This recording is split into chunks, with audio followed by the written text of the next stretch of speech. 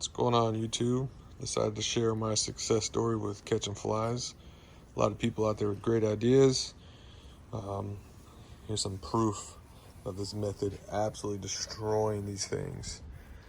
These are mice or rat traps. They're called Max Catch. I got them off of Amazon. They come in a box of like 100. They come like with a little piece of sticky that you peel off. I just prop them right here on the outside of my garbage can. And this one I put on about 3 hours ago. I did the same thing yesterday. Check this out. So these are the ones from yesterday. Absolutely just annihilating these things.